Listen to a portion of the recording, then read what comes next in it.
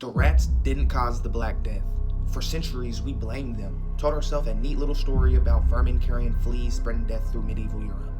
But new genomic research says we were wrong. The real culprits? Human parasites. Lice and fleas living in our clothes, our bedding, and our homes. The plague didn't come from the outside. It was already on us. The Black Death killed up to 200 million people. Entire cities collapsed. In Burgundy, one priest went from recording 5 burials in January to 40 a day by September, and then he stopped writing, probably because he died too. People were desperate for answers, so they blamed whales, they blamed planets, they blamed gods, they blamed Jews, massacring communities long before the plague even reached their cities. We always need someone to blame.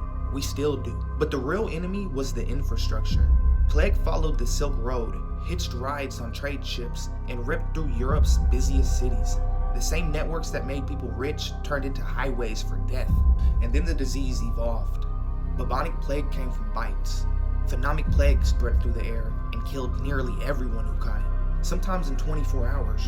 Medieval doctors didn't know bacteria existed. They were working off of humor theory and prayers. But they did try. Quarantine was invented during the plague. The creepy beak plague doctor suits, they weren't costumes. They kept herbs in the beak meant to filter bad air.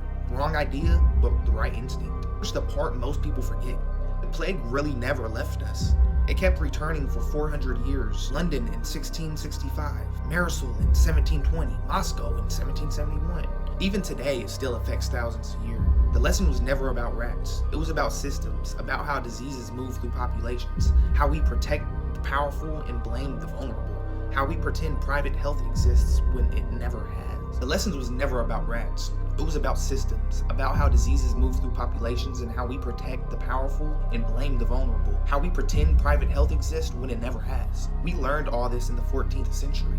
We just keep forgetting. But the bacterium, it remembers.